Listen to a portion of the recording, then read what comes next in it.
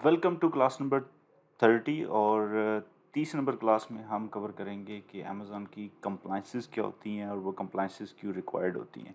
आपने मोस्टली सुना होगा कि जी मेरी सेक्शन 3 के साथ अकाउंट जो है वो ब्लॉक हो गया जी, अब अमेज़ॉन ने मुझे होल्ड कर लिया है, मेरा अकाउंट जो है डीएक्टिवेट कर दिया है। इस तरह की बहुत सारी बातें सुनी होंगी या मेरी लिस्टिंग जो है वो डीएक्टिवेट कर दिया है। तो ये सारे काम जो होते हैं इसमें सेक्शन 3 जो अमेज़न की होती है, जिसके अंदर अमेज़न जो है वो इंश्योर करता है कि आप अमेज़न की टर्म्स ऑफ सर्विसेज यानी कि टीओएस जो है वो उसको फॉलो करें।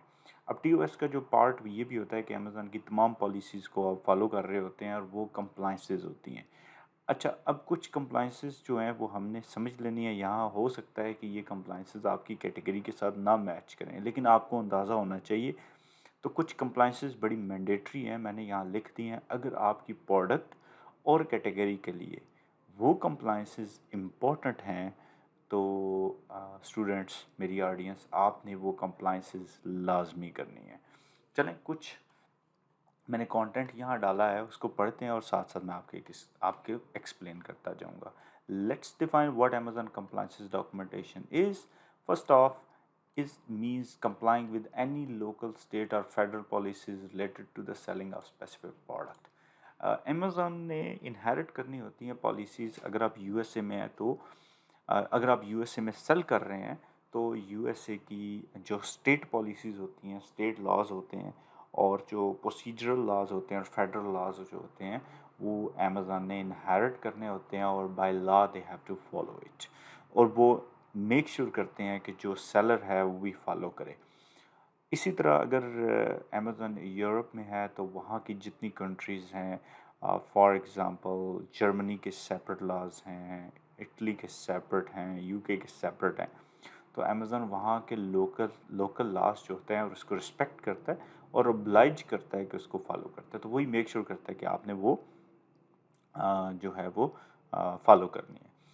मैं इसकी आपको एक एग्जांपल दे सकता हूँ। एक कैटेगरी में एक प्रोडक्ट, मेरा एक क्लाइंट जिसके साथ मैं काम कर रहा था लाइक 6 साल पहले, वो सेल करता था। वही प्रोडक्ट यूएसए में अच्छे से सेल हो रही थी और एफडीए अप्रूव्ड थी। वही प्रोडक्ट जब उसको लेके जानी थी यूरोप में, तो यूरोप के लॉज ने कहा कि उसमें दो कंट्रीज़ ने कहा, जर्मनी एंड यूके ने, कि जी ये जो इंग्रेडिएंट्स आप यूज़ कर रहे हैं ये हम यहाँ अलाउ नहीं करेंगे।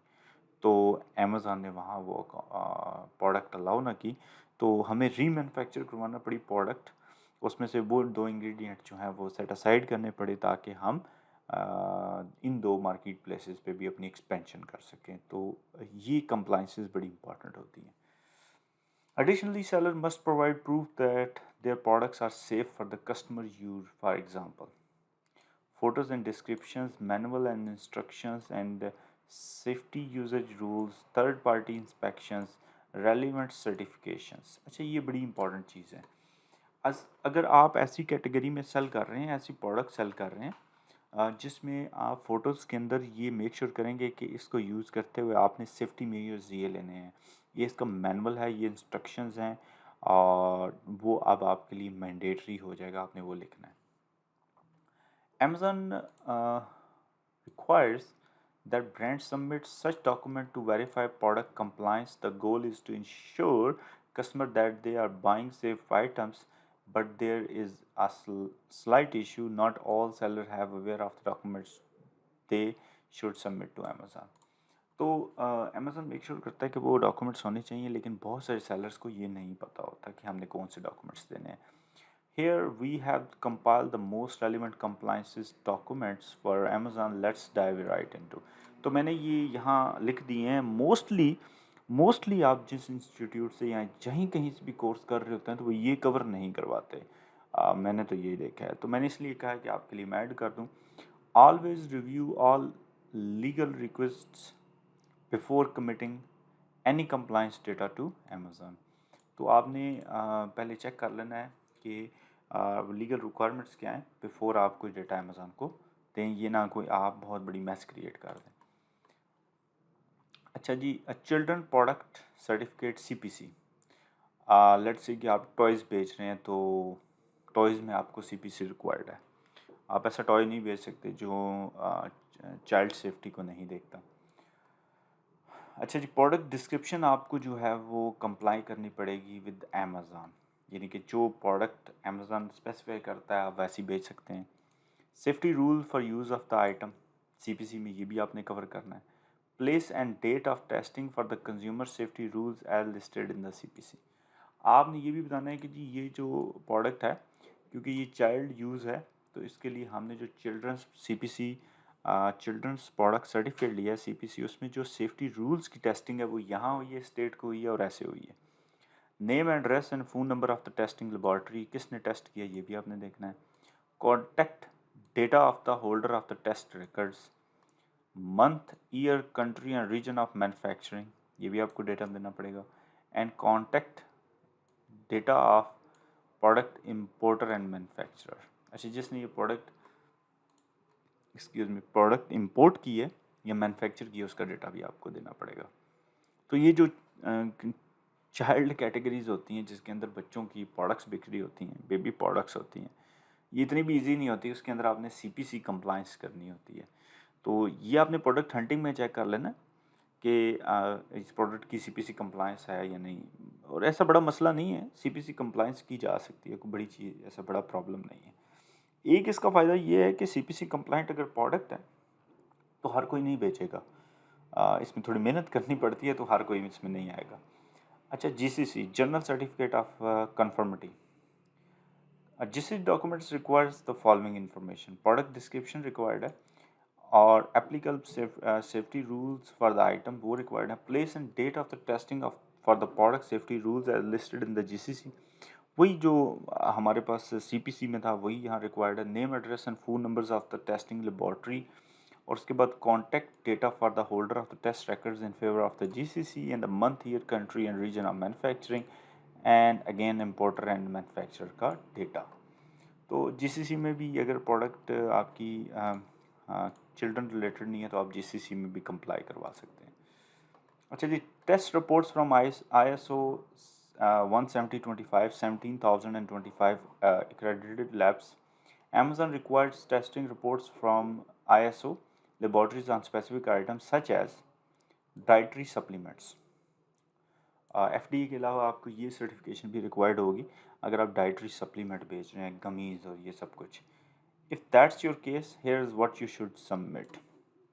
तो डाइटरी सप्लीमेंट्स बड़ी आजकल ट्रेंड चला हुआ है कि जी गमीज़ लॉन्च कर दें, डाइटरी सप्लीमेंट लॉन्च कर दें, कैप्सूल लॉन्च कर दें, ये लॉन्च कर दें। जैसे वो देखते हैं, एक बड़ा फेमस ब्रांड है गोली, इंडियन ब्रांड है, वो अमेज़न यूएस में छा गया। उसने quite of 100 millions even billion के करीब जो है मार्केट डेवलप कर ली है, लेकिन इतना इजी नहीं है, वो कंप्लाइंट हैं।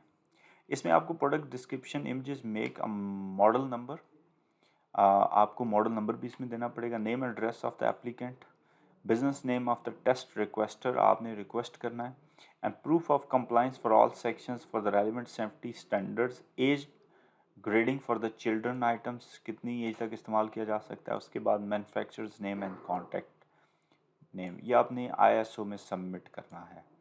And submit the report in a non editable layout like a PDF file और स्कैन इमेज, तो ये आप सबमिशन करेंगे। अब ISO आपको समझ आ गया अगर आपके डाइटरी सप्लीमेंट्स हैं। इसका मतलब ये है कि डाइटरी सप्लीमेंट मैं इतने ज़्यादा रिकमेंड नहीं करता, क्योंकि डाइटरी सप्लीमेंट के फिर इश्यूज़ भी बहुत ज़्यादा होते हैं। अच्छा जी, उसके बाद जो है वो nationally recognised testing laboratory, NRTL compliance. Okay जी, Amazon also accept compliance certificate issued by on NRTL. Here's what the documents must contain. Again उसमें description, make and make, model, उसके बाद प्रोडक्ट लेबल इमेज, उसके बाद applicant's name address, test requester और safety standards, proof of compliance and age grading for the child and manufacturer's name and document, and upload NRTL documents in non editable format, यानी कि edit ना किया जा सकता हो, तो ऐसा आपने PDF काइंड ऑफ फॉर्मेट बना लेना है। तो आप यहाँ से भी कर सकते हैं जहाँ से आपको अच्छा लगे। वैसे मैं ज़्यादातर जो है ना रिकमेंड करता हूँ आप ISO चूज़ करें, थोड़ा सा महंगा लेकिन इट वुड बी गुड। उसके बाद जनाब registration cards and tracking labels. Some products may require registration cards, in such cases upload the following name and contact data of the manufacturer and private label supplier, और उसके बाद date and product manufacturer, model and number, postage paid, और for tracking label must provide name and contact data of manufacturer, private label supplier and all these things. So आपको जो है ना वो cards and tracking labels भी generate करने पड़ते हैं जी, ठीक है। अच्छा, इसकी इतनी ज़्यादा ज़रूरत नहीं पड़ती। जो आपको जो रिक्वायर्ड थी GCC, CPC और ISO एंड NRTL, वो मैंने आपको बता दिया। ये जस्ट मैंने मेंशन किया। अगर अमेज़ॉन किसी एंड पे जाके आपको रिक्वेस्ट करता है, ऑफ कोर्स अमेज़ॉन रिक्वेस्ट तो नहीं करेगा, आपको ईमेल करता है कि जी ये कंप्लाइंट करवाएं, तो आपने कंप्लाइंट करवाना है। अच्छा जी, compliance markings. The market place में request compliance marking for some products, for example tracking label for the children items and FFC markings for the electronics. तो सम टाइम अमेज़ॉन रिक्वायर्ड कर लेता है, लेकिन जब तक रिक्वायर नहीं करता तो आपने कार्ड्स एंड ट्रैकिंग की तरफ नहीं जानना। तो जनाब, यहाँ तक हमने थोड़ी कंप्लाइंस कवर की। आप क्लास नंबर 31 में हम कुछ मैनुअल इंस्ट्रक्शंस पे बात करेंगे, प्रोडक्ट सेफ्टी पे बात करेंगे, कुछ और कंप्लाइंसेस के बारे में बात करेंगे, और फिर क्लास नंबर 32 में हम नए टॉपिक की तरफ बढ़ जाएंगे। Thank you so much.